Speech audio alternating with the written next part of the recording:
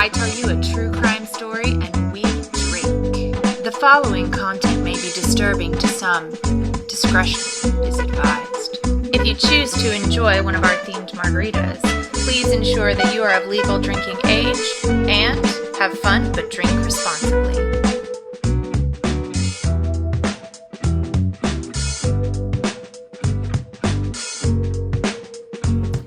Imagine a society that subjects people to conditions that make them terribly unhappy, then gives them the drugs to take away their unhappiness.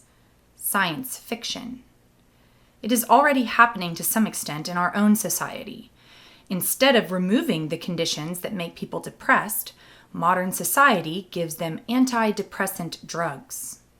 In effect, antidepressants are a means of modifying an individual's internal state in such a way as to enable him to tolerate social conditions that he would otherwise find intolerable. Theodore Kaczynski. Today's margarita was chosen in honor of the state that old Ted decided to make his home, Montana. Fun fact, huckleberries are pretty common out in the wilds of Montana, especially in the mountains where Ted made his home. But they are not the state fruit of Montana. We'll call them the unofficial state fruit of Montana. And if you want a little bit of huckleberry slang, the term "I'm your huckleberry" means I'm the right man for the job, or I guess lady for the job. So if you want true crime and a little bit of something to drink, I guess I'm your huckleberry. So for today's drink, we did 2 parts tequila, 1 part lime juice, 1 part triple sec, and 1 part huckleberry syrup straight from Montana.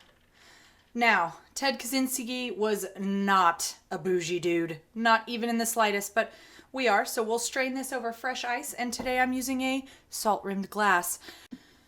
Well, no more stalling. It's time to get to the crime. Hey there, did you miss me? Things got a little hairy towards the beginning of August in my non-Margs and Mayhem life, so this had to kind of fall to the wayside. Whoops. But I'm back, so thanks for being so patient and for waiting for me. Theodore Kaczynski was born on May 22nd, 1942 in Chicago, Illinois. His parents were Polish Americans, Theodore and Wanda. He also had a younger brother, David, who was born 7.5 years after Ted was born. A story that his brother David would tell about baby Ted holds a potential key to his pathology. When Ted was a baby, he suffered some sort of allergic reaction to a medication and developed severe hives. His parents, being the good parents that they are, took him to the hospital, where despite what they wanted, they weren't really able to see him while he was there.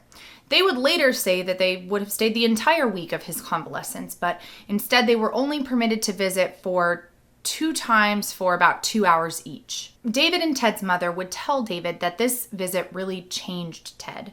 When he got home, he would no longer make eye contact with his parents, and he was more antisocial and different than when he went into the hospital. According to his mother, it caused him to be antisocial and strange. A quick note on this. A study published in the journal Psychological Medicine looked at whether children taken away from their parents before the age of 3 were more likely to become psychopaths later in life. The study was also looking at the correlation between physical abuse in children and later psychopathy. Interestingly, the study found that neglect at a young age tended to have a higher correlation with adult psychopathic tendencies. This was even higher than being physically assaulted as a child. Now, Ted Kaczynski was only away from home for a week, but this is a story told as an explanation by Ted's family members and has been ever since he was arrested. It's at least part of an explanation that they give for his atrocious crimes. When Ted's mother told David about this incident, she made him promise never to abandon Ted, as this was his worst fear. More on that later. Ted and David were raised in Evergreen Park, which is a suburb of Chicago. It's not really a question that Ted was super intelligent. He would spend hours solving complicated mathematical problems. In fact, he joined a group of boys that were really interested in studying math and science, They were known as the Briefcase Boys because they carried around briefcases. He was also in the German club and the chess club. Typical nerd. He and David would be close for many years. They enjoyed playing music together. Ted composed music for them to play. Ted played trombone and David played trumpet. Sometimes their dad would join in on the piano. At the age of 15, Ted graduated from Evergreen Park Community High School, a full 3 years before most of his classmates. His IQ was evidently a 167, which outpaces geniuses like Stephen Hawking by a full 7 points. Ted enrolled to study mathematics at Harvard University on a scholarship in 1958. After his freshman year, he was recruited to participate in a psychological experiment. It's important to remember that at this point, Ted was only 16 years old. The experiment was designed by Henry A. Murray and was designed to explore the effects of stress on the psyche.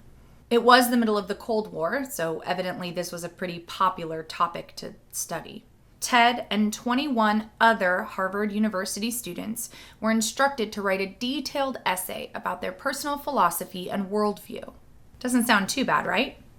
Well, after they turned in their essay, they were wired up with electrodes and then put under bright lights. They were then subjected to what Murray termed himself, quote, vehement, sweeping, and personally abusive interrogations, end quote. The research team had read those essays written by the students and used their own words as weapons with which to attack them. By the way, this violates all kinds of ethics standards for the way that they do research studies today, for sure. Now, did that lead to what Ted Kaczynski decided to do next?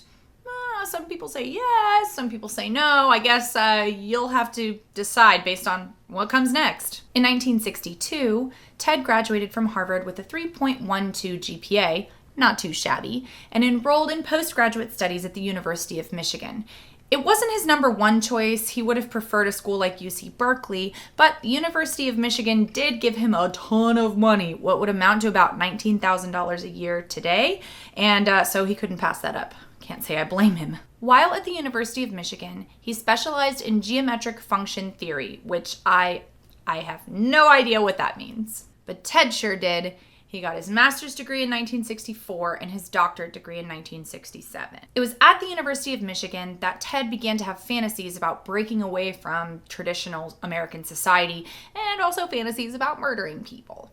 He would later say, quote, I thought, I will kill, but I will make at least some effort to avoid detection so that I can kill again. End quote. One of his fantasy targets was the campus psychologist. In late 1967, Ted joined the mathematics department at UC Berkeley, becoming the youngest professor of mathematics in school history. His goal evidently was not to be a professor forever, but simply to earn enough money to run away to Montana. Less than 2 years after joining the university staff, he moved back in with his parents, and then after 2 years, he went ahead and built a cabin in Lincoln, Montana. Well, just outside of Lincoln, Montana. His brother helped him financially to build the cabin on this plot of land. It was 12 feet by 10 feet big and didn't have running water or electricity. For the next few years, he taught himself tons of survival skills and spent lots of time at the local public library. Okay, so now it's time to talk about the bombings. It was about 7 years after he moved to Lincoln, Montana, that he started sending package bombs. The bombings would continue from 1978 to 1995 and would include 3 fatalities. Now, before we begin, I'll say this. The FBI obviously spent a lot of time trying to connect the victims to one another and figure out who the person was that committed these crimes based on what they call victimology. It is the logical thing to do in most cases. And while there are over 22,000 pages of meticulous journal entries written by Ted Kaczynski, detailing things from what he ate that day to specific parts of bombs, one thing that became clear after his capture is that he didn't really care about what one might say is the most important part of these tragedies, his intended victims. He cared more about the success of his deadly technical experiments, and in fact, there are many journal entries dedicated to his frustration when a bomb didn't kill somebody. But though he definitely carried a grudge against certain types of professions, hence what will later become his moniker, he didn't care if he killed his exact target. and he didn't pick his targets with much thought. Most of the time, they were picked randomly from a directory he found in that local public library. Okay, now onto the timeline.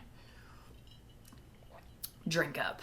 For the most part, Ted's bombs were sent in the spring, summer, or fall. During the winter, it was just too cold in Montana, and remember, he didn't have electricity or anything, so he was probably busy trying to stay alive during that time. The first bomb was found in a package at the University of Illinois in Chicago, brought to Northwestern University at Evanston because of a return address. The next day, it exploded and injured Terry Marker, a security guard at the university. On May 9th, 1979, a graduate student named John Harris is also injured by a package bomb at Northwestern. On November 15th, 1979, a package bomb exploded on an American Airlines flight, injuring 12 people and forcing an emergency landing in Virginia. This was an interesting turn for the bombs, as this bomb was automatically detonated by something called an altimeter, put into the bomb to explode once the airplane hit a certain altitude. This shows that though the bombs were not lethal at this point, they were becoming more sophisticated. On June 10th, 1980, another package bomb explodes at the home of Percy Wood, United Airlines president, and injures him. Now remember, at this point, Ted is just alone by himself in the woods making bombs. No one knows that this is him, and so people rightfully start to freak out. This feels random, and if you remember from before, it is kind of random. It's at this point that the FBI terms this the Unabomb case.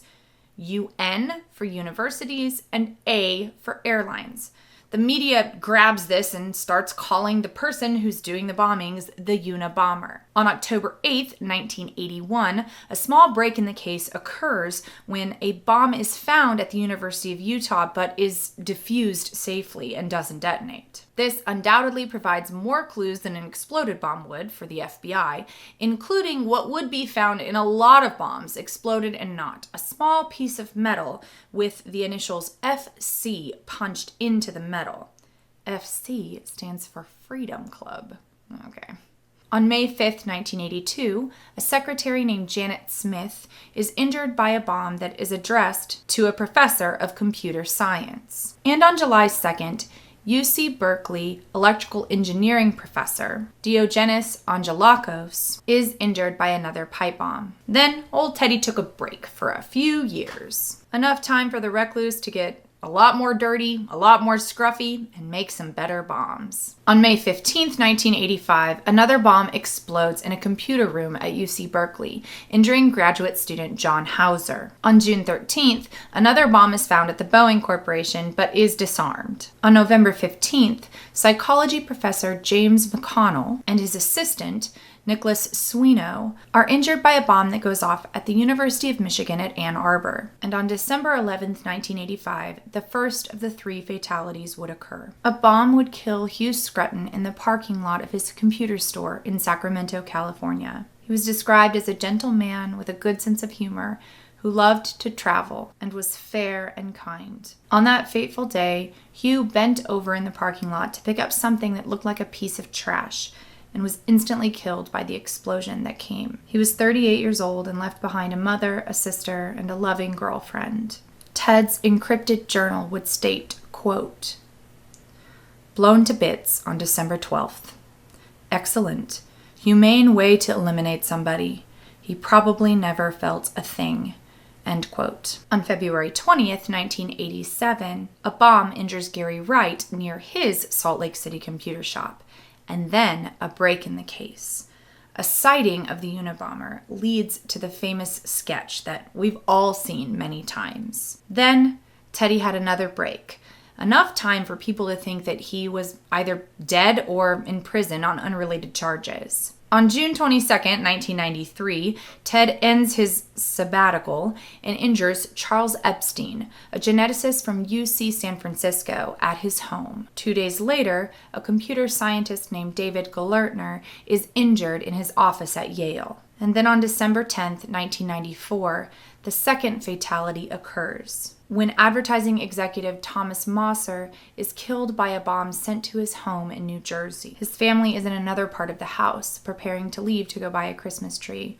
His wife rushes in and attempts to stop the bleeding from his torso with a baby blanket. Just 9 days before, Thomas had been promoted to a position that was likely the pinnacle of his 25-year career. On April 24th, 1995, the Unabomber would kill his third and final victim. Gilbert P. Murray was a husband and father. He was a soft-spoken man that enjoyed practical jokes and had survived a tour in Vietnam. He would not survive Ted Kaczynski's bomb. He was killed in his downtown office in Sacramento, where he worked as the California Forestry Association president. The blast would be so forceful that it would blow out doors and windows. In June of 1995, Ted would submit a 35,000-word manifesto to 2 newspapers, the Washington Post and the New York Times. It also had a letter attached stating that if they didn't publish the letter, that he would put a bomb somewhere in an undisclosed location. The FBI decided to go ahead and let them publish the manifesto, not because Ted had won or anything, but because they believed that if they published the manifesto, then someone would recognize his very distinctive style of writing and ideas and give some tips that might lead to his arrest. After all, it had been nearly 20 years and they had, well, nothing on this guy. So on September 19th, both the Post and the Times published the manifesto. Okay, let's talk about this manifesto for a second.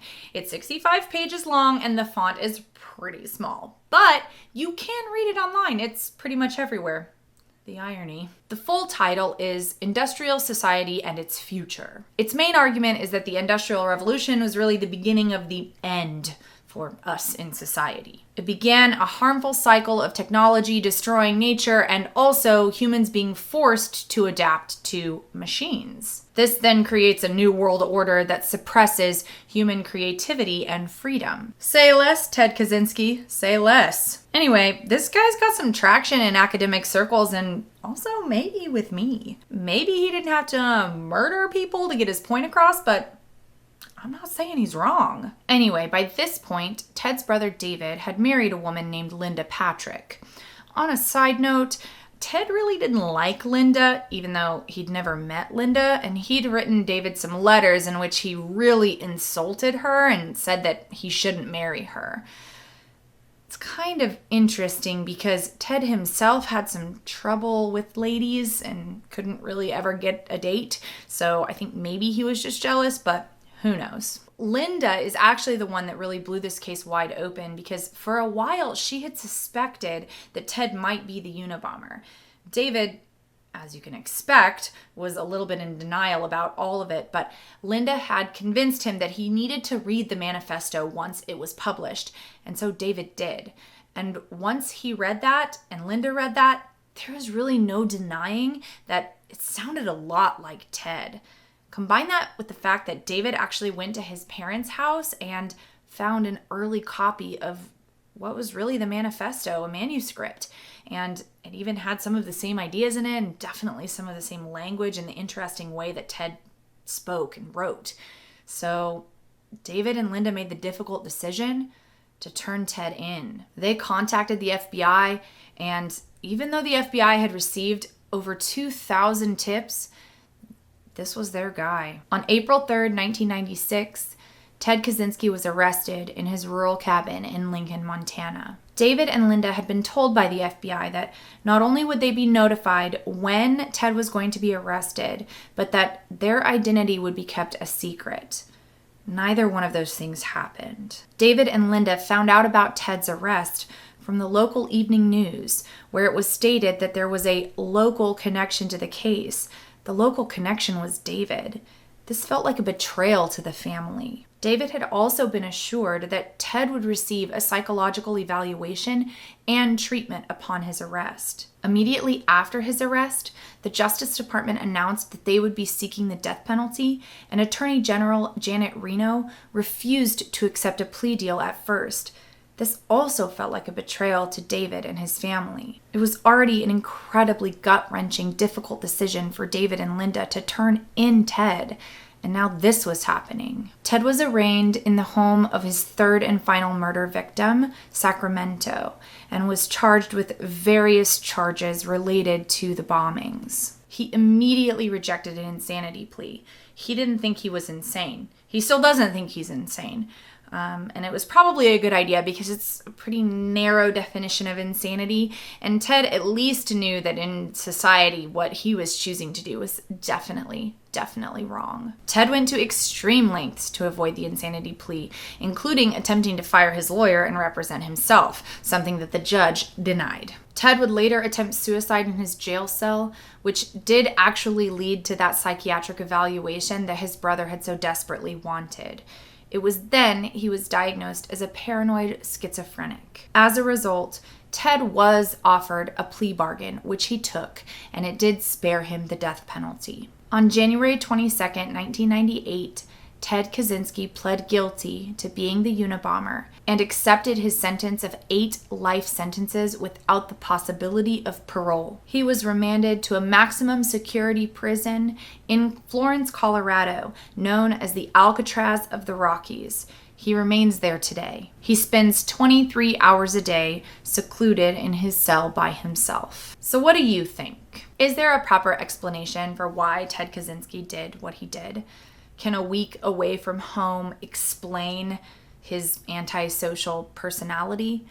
And what about that study at Harvard? There's no question that it was unethical, but could that have caused his schizophrenic breakdown? And what about his brother?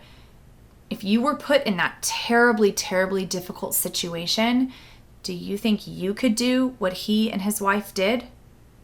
And what about Ted's ideas?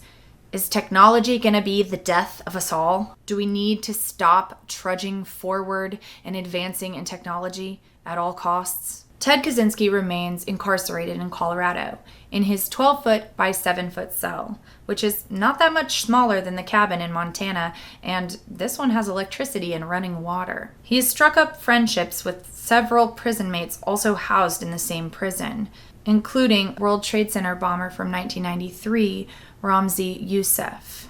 He also has thousands of pen pals out of the penitentiary that he corresponds with regularly, and he reaches out to the media often. Ted's actual cabin was taken whole and put into the museum in Washington, D.C. Prior to turning his brother in, David had worked with homeless and runaway youth in New York.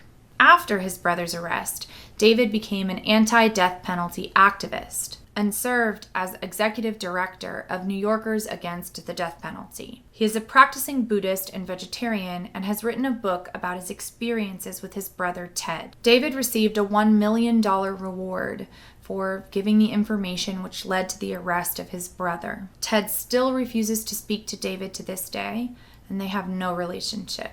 When the Harvard Alumni Association reached out to Ted in 2012 to input his updates for his 50th reunion, he listed his occupation as prisoner and his 8 life sentences as awards. Thanks for hanging out with me. I'm super grateful that you risked a life and limb and used some technology, oh the horror, to hang out and to learn about America's maybe most famous Luddite. Next week we tell the tragic story of Topsy. If you don't know already, you certainly will soon. This elephant will break your heart, but the margarita, it'll taste like circus peanuts. Thanks for sticking with me through my disappearance over the last 2 weeks, and I'm certainly glad to be back. I'll see you next week, for real this time. And remember, there are always alternatives to murdering people with bombs.